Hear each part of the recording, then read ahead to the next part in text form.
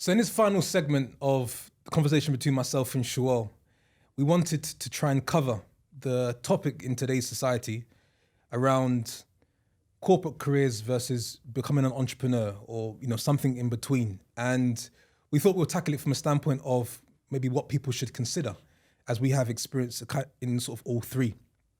So Shuwel, there are a lot of people watching this, or just in general, that are thinking about leaving their career, leaving their corporate career because they want to become an entrepreneur. Because on social media, it looks like the grass is greener on the other side. And perhaps people are frustrated in the fact that they haven't been able to progress. So sometimes you can understand the frustrations. But what is it that we, from our lens and what we've seen and what we've experienced, how would we, I say pros and cons for all types of different scenarios. If someone's in that position now and they're on the fence, they could stay, but they're looking at people make moves from an entrepreneurial standpoint and they want to move on, or they're actually starting their career from scratch, from the beginning. How should they go about potentially making that transition and making that step? What's some of the things? And then we would just sort of share, openly what comes to mind. Yes, it's a great question. It's definitely one that we've grappled with over the years, between us, with our friends and family as well. I think it kind of boils down to, why is it that you want to do it, and what is it that you're trying to achieve? I think in the conversation that we've had today, we've spoken about how we were in a great vehicle that developed us, that invested in us, and then we were able to learn from great people as well. So whatever vehicle you're in, if you're in a corporate career and you're in a vehicle that actually serves that purpose, then however much you may want to feel like you should have your own business, or you want to have your own business, recognize the value that you're getting from being in the situation that you're in.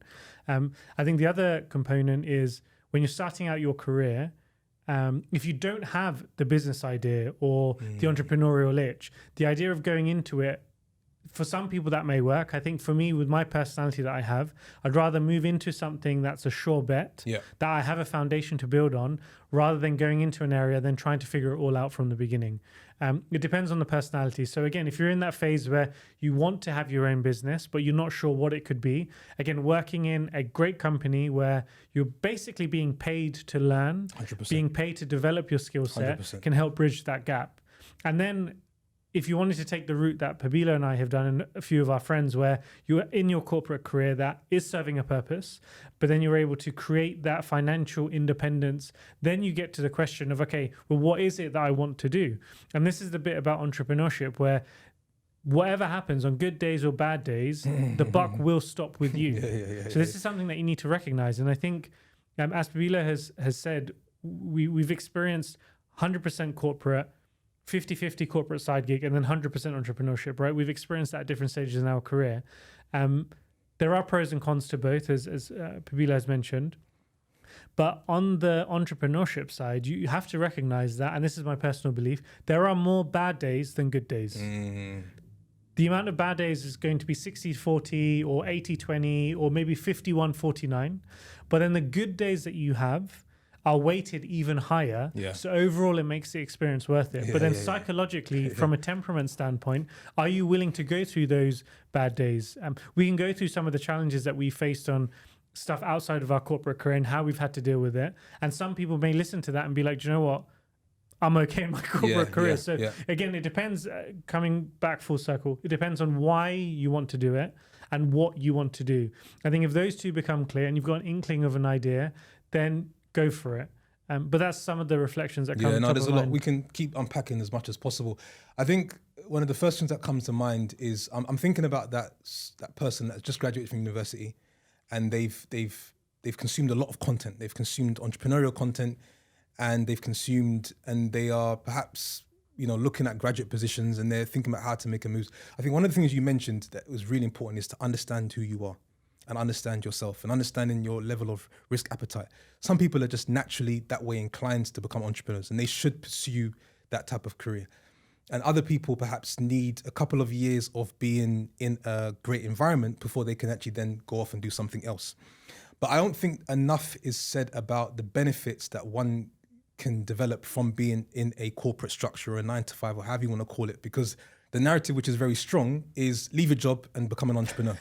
And I understand it's to sell, and I understand it's to make money on certain, and I totally understand the narrative. And for some people, they need that message. But I think people also need to understand that depending on also where you come from a background standpoint, one of the best things that you can do is build yourself up in the first couple of years within the corporate. Because let's talk about the access to network, right? A lot of the people that potentially investors, future investors have come from that environment. So you spoke about it. You're trading your time, for a skill set. You're getting paid to learn. So I think the framing has to be different for the individual, as opposed to you're just trading your time for money and just a number. Okay, some of these things, yes, of course, are true. But can we look at it from a standpoint of how can this actually help you? Mm-hmm. And I think there are a number of people that are coming from certain backgrounds and they actually are better off in a corporate position under a team with a particular structure, because working for yourself and trying to determine and build out your own calendar is not for everyone. And you might need some training before you actually jump into that space. So I think I would like to see more people talk about how, corporate or how a 9-to-5 space can actually excel and help a personal transformation. I think when it comes to the money side of things, it's very interesting. Of course, the numbers on the entrepreneur side can be crazy if done well. But then there's always a comparison between a top entrepreneur and a failing 9-to-5. I never hear a top executive and someone who hasn't done well in entrepreneur. So it's like you want to make sure your perspective is whole before you think about how you want to build your career. I would go as far as saying that money's not even the topic of conversation. I think what you're trying to achieve in any space is skill set and experience. So who can I become in this corporate space? How meaningful would this journey become? And then who can I become if I decide to eventually leave? And that was the thing that, whilst I was paying attention to the money, I said, I know how much I will earn if I stay in this path. If I stay working for this company, I know how much I'm going to earn. So I understand that path and I understand it's pretty much guaranteed as long as I don't make any mistakes. I want to test myself and I want to go for a different experience by trying something else. And so I think people, on the fence should look at it from a standpoint of what skills can I develop, what new experiences can I have, as opposed to it's just black and white. Done this corporate, it's dead, I'm moving on to the next thing, and I think it was, so that's, what comes to mind, at the moment. But what's maybe some of the benefits of tasting independence? What comes to mind, or what can people look forward to if they, or maybe the first thing I say, if someone is starting their corporate journey and they want to eventually leave, what should they do? How should they think about the steps? Or someone's already been in their job. They've been in their job for 3-4 years and they want to leave at some point. That's a common one. What should they do? Yeah, I think again, it depends on each individual, right? And it's worth going beyond the surface level of, okay, I've been in this role or whatever, I've been able to build a financial base and now I just want to get out. Okay, that's level one. But okay, what's the next level beyond that, right? And then you start asking the question of, okay, what is it that I want to do? Do I have a vehicle that can provide the life that I want?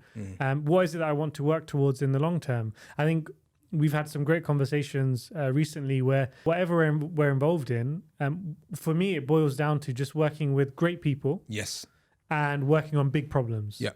The financials, the money, all of that will come anyway. Yeah. As long as you're in the right vehicle. But as long as you're working with great people, whether it's your own team, your own company, partners, stakeholders, and you're working on big enough problems over the long term, then everything else will stem from that. And I think that's something to consider, because when you're outside of a corporate environment, you will have more time with yourself. You'll have more time with your business. You'll have more time with the teams that you've created.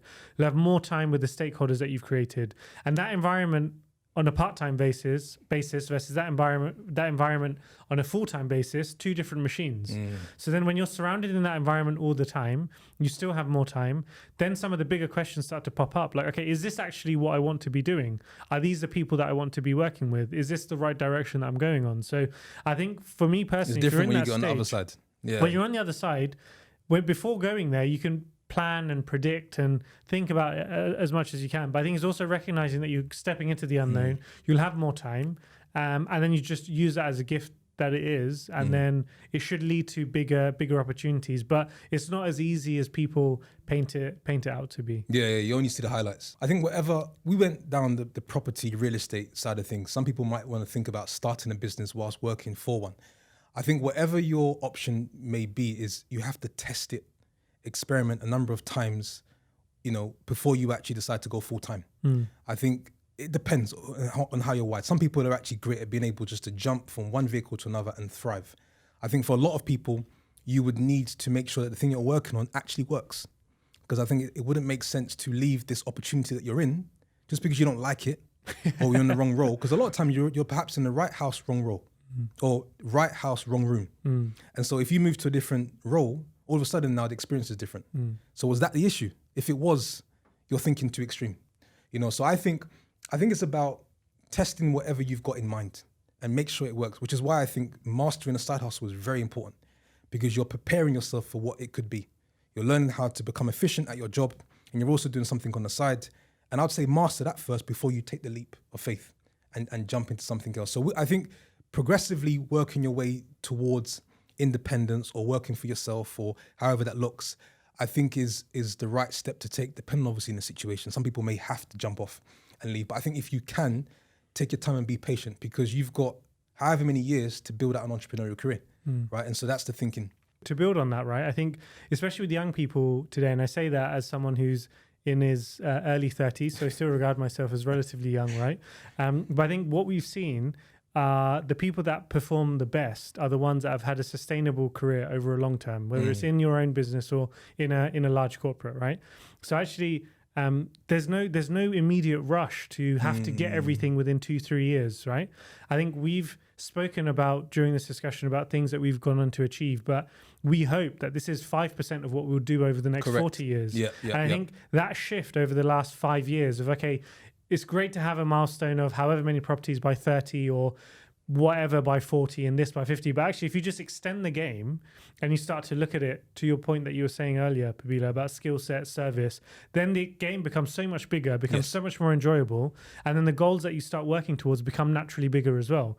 I think naturally online, if you're going online and someone's telling you that you should quit your job and you should do this, you should do that, and jobs are not a good thing. I mean, you need to think, if you're really in the business space, right, you're going to want to develop your own leaders within your organization. The last thing that I want to tell people within my own organization is what you're doing is a waste of time, blah, blah, blah. Because ultimately, if I'm the great leader that I want to be, they should actually, if they have that personality and that path, want to stay and develop further. So I'd be very conscious of people that are saying those particular messages and just try and think about, again, what's coming down to it. What is it that you want to do? Why do you want to do it? And as long as that's not influenced by other things and it's really tied to what you want to do over a long enough period of time, then it will work out. Yeah, it's understanding where you're best at, because I think, personally speaking, I think I definitely got to a stage in my career where I was like, I'm not the best at what I do here. And perhaps I was obviously working on eventually having an exit. But I think there's two things I'm trying to pay attention to. One, I'm trying to achieve more meaning in my journey, in my steps. And this is for me personally speaking. So I remember someone saying to me, do you want this to be your life's work? As in just having this 40-year career. And I thought, I would like to probably experience different things. And that comes back to different experiences, different skill sets. And then understanding what you're great at. There are some people that are extremely well positioned to be a number 2, 3, 4, 5, 6. And we need those people in position.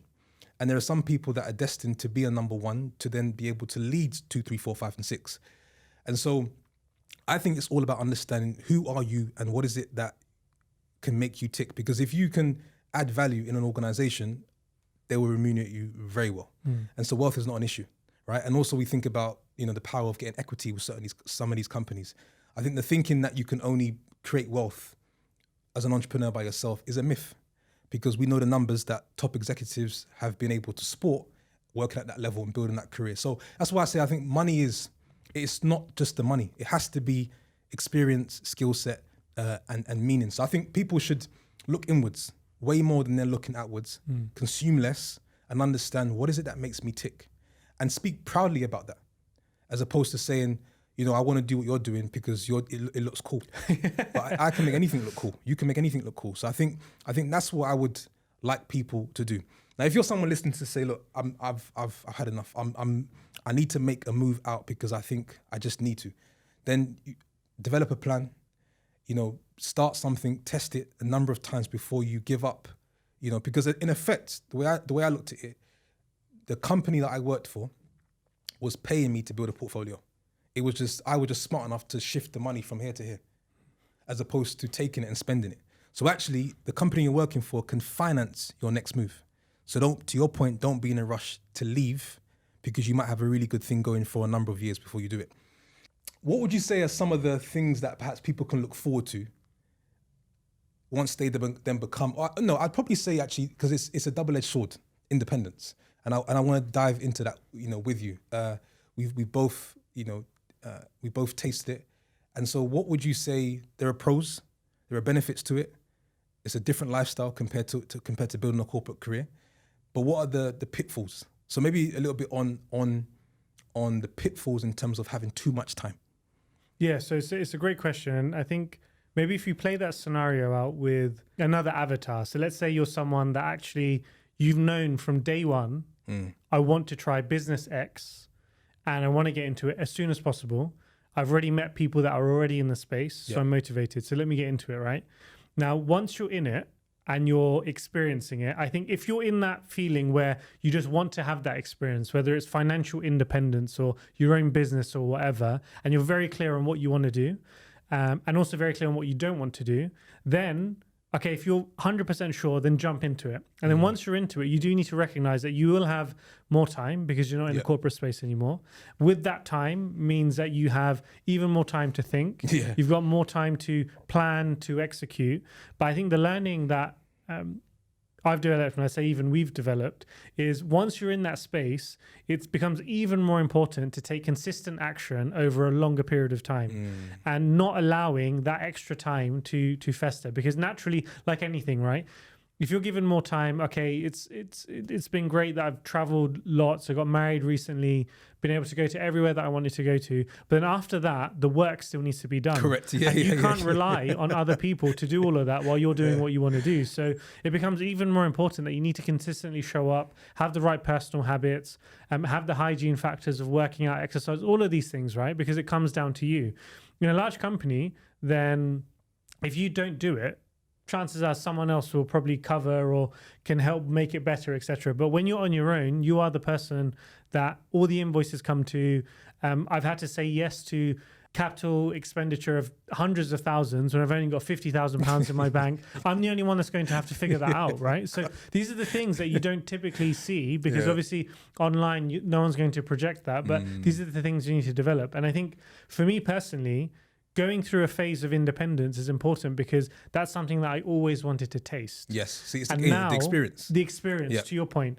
Now, irregardless of the outcome, now that I've had that experience, there's things that I've learned, the things that I have loved the experience, the things that I would have done differently. But again, it comes down to the experience. And if you play this game over a 30, 40, 50-year horizon, all of this leads to the next thing anyway. So that's probably some of the reflections of having that time. Again, it's a luxury problem to have. A lot of people maybe get that time later on in their career when they're 60 or 70, and that's why you go through a phase then where you have like a reckoning.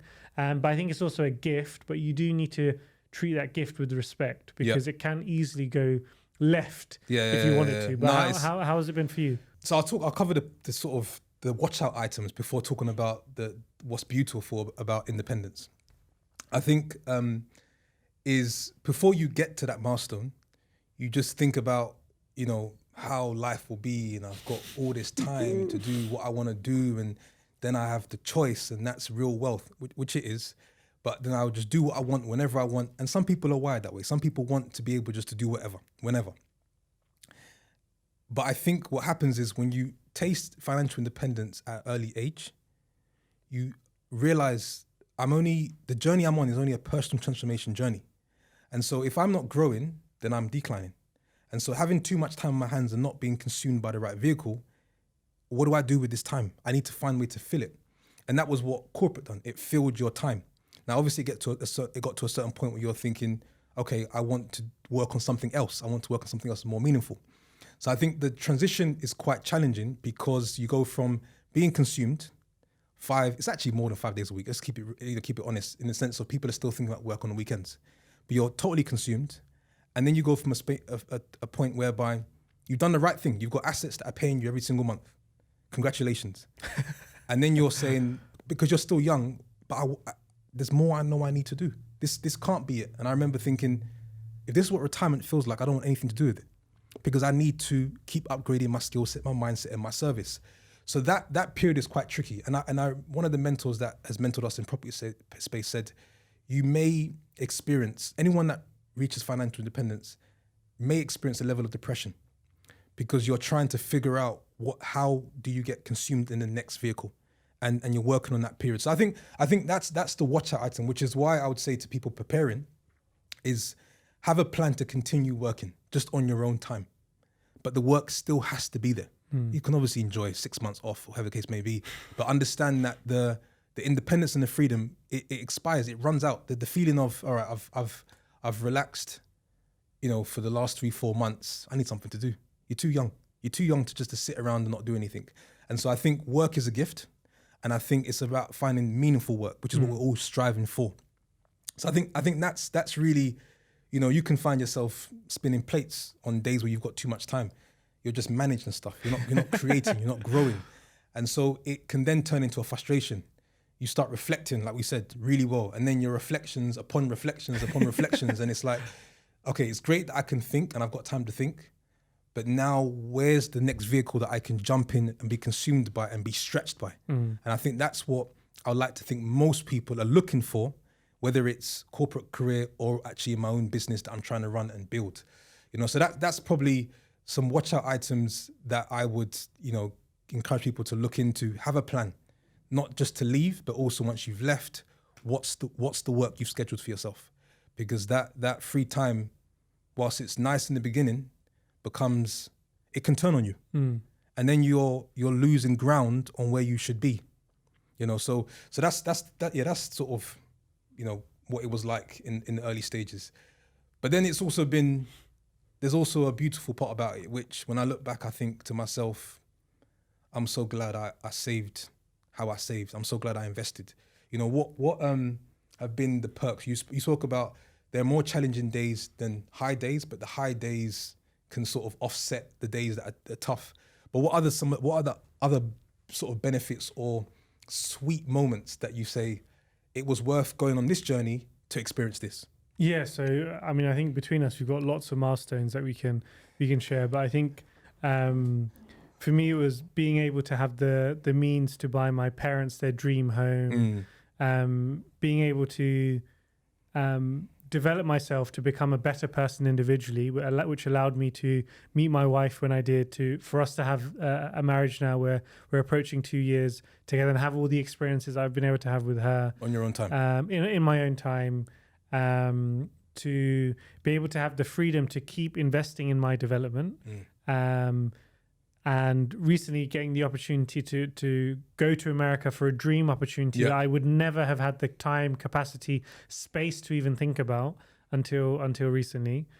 Being able to also, through the business that I've created, bring my brothers on board, but we've also been able to invest in their own development and their leadership journey as well. So whether that's funding one of them to go into university, or whether that's helping the other to develop his career with an external qualification, these are things that as a business is great to do for your employees. But when those people that you're working with are actually your family members, it becomes even more powerful as well. So again, these are the ups that outweigh the challenging times. And these are things that you can't really put a price on, right? No. And these are things that are only these are only coming to fruition now because of decisions we made 10 years ago, coming back to the conversation that we had now. So I think the reflection I had recently about all of this is, what are the decisions that we need to make now that make our life even easier 10 years from today? And the difficult decision of 10 years ago of going to Switzerland when it didn't really make sense, or saying yes to an opportunity or a vehicle or an investment class that seems great on paper, but there could be another way to do it. what are those decisions that we can make now that will give us a foundation where 10 years from now we'll have we'll do this conversation again and we'll say about, I remember what we were talking about at this point. And then we're glad that we made decision X, Y, Z to lead to another outcome. But I think all of it's anchored around family, self-development, in service of others, and then we go from there. But what's been the moments for you where you've sat back and you've said, okay, I'm glad I made those decisions? Yeah, for me, it's family. That was why, as I mentioned to you before, change comes from pain. Pain first, change after. And so I felt this tension whereby I was like, I need to create a scenario whereby when I have a family, I have more time with them. And it's absolutely priceless to be able to see your children every single morning from they wake up to when they sleep, and just having that time, seeing them run around the house, make a lot of noise, spend time with your wife, that you can't put a price on. And it builds you as a person. It gives you a sense of a layer or a character that you can't get anywhere else. So I think from having independence, and that's what I always wanted to experience. And I'm glad I made the tough decision to save and continue saving to then be in this position. So family and the choice. I think a lot of what we talk about, the choice as to how you want to control your day, how you want to spend your time, who you want to spend your time with, and then choice on what ventures to go after next. And so, but one thing I will say is experiencing independence, have I experienced it now? I probably wasn't ready for it 10 years ago, which is why I've only got it now, or maybe 5 years ago. So I think you get what you get when the time is right. And I think, I was more than happy to work however many hours when it was just myself and Lauren, I had no kids. But at the time of having kids, I was like, hang on, I need to experience what it's like to see them every single day. I'm there too much. Do you get what I'm trying to say? But that was what I wanted. And so that for me, I understand has played an important role. And perhaps I might have a different perspective as they get older. Sure. And then maybe I might think about how I want to position my career. But family was a big one. And then being able to taste choice. And there are some days where it just hits me and I just think to myself, we've made a last minute change here or a last minute move, or I've gone to see someone in a last minute situation because I have the ability to move, right? So that mobility. So I think that's really, I would hope, everyone can at some point get an opportunity to experience that, because then you get an opportunity to think, you get an opportunity to create memories, which I think is the real currency in life. So those are the days where you say it's worthwhile. I've got to take, the challenging stuff and challenging days of being able to drive myself and make sure we keep growing this business. But on the other side of things, I've got this stuff that you can't buy. It's priceless. I think the other thing that also has come to me whilst experiencing this independence is around, you look forward to Mondays. Sundays are no longer a drag. And you start, if you can just find that position in life whereby it doesn't feel like work, and every day for you want to work on a Saturday, you want to work on a Sunday, your family's around, and it's not about work-life balance, it's just one cohesion. I think that's, whatever that looks like, I think people are trying to chase. And so for me, I've realized that change. I want to attack Mondays, Tuesdays, Wednesdays, Thursdays, Sundays as well, versus sometimes, depending on the role, depending on the time in your career, you're not as valuable. You're not just committing. You're not putting. So I think that's the opportunity as an independent person, or actually not independent, also building partnerships, is that there is a sense of you're showing up very differently, which matters over a long period of time, and it creates that meaning. So those are the things that I think if someone is on the verge of independence, looking forward and moving forward to it, they're planning for a family, I would always actually say, if you can try and achieve independence around having a family, it's a great way of planning your life out, because you don't get that time back, right? And yeah, those micro memories will just warm your heart forever. So that's important. And then just continue figuring out the business part. But people need to understand that you are where you are in the process. You shouldn't be any further ahead, or you shouldn't be any farther behind. You're exactly where you need to be. So you need to respect it and appreciate it. So when I was working corporate and I wanted to be independent, that frustration doesn't help. Continue making your steps. You will eventually get there when the time is right. And I believe the time is right. So we've covered so many great topics, and I think that's a great way to close the discussion. Maybe to finish the whole thing, we could share one tip, because we've spoken about different areas, whether it's a career, whether it's entrepreneurship, whether it's financial independence, whether it's the pros and cons of both. We've covered a lot of ground. Let's close with the one tip that we would share for people on a journey that they're going to embark on or that they're going through, that can help them to progress. Where am I looking? Which camera? Yeah, I would say you are the most important project that you will ever work on. And so it's all about personal development. It's all about personal transformation and finding meaning in your work wherever you are, whatever that may be. So that would probably be the tip, ultimate tip that comes to mind. And I think the one that I had come to mind complements that in a great way, because I think the phrase that I've got for this year, and this is a phrase that we can probably apply from 2012 to now, is just the phrase of don't settle. And I think whether it's your career, your vehicle, whatever it is, if you're on a path of growth and you want to take the uncomfortable decision and you want to create a better life for your family, you want to create more time to work on your problems, you want to maybe even decide to work in a career that is fulfilling in a large company that's serving you, whatever it is, if you have this feeling inside you that it doesn't feel right, there is more to come, then just don't settle and just continue to keep pushing in the direction that you're wanting to move into. And step by step, day by day, you'll get to whatever vehicle is the right vehicle for you, as long as you don't settle on something that's anything less. With that, let's quickly dab it up. I'm looking forward to this conversation in 10 years. Yeah, exactly. Exactly. All right, perfect. Cool. Love.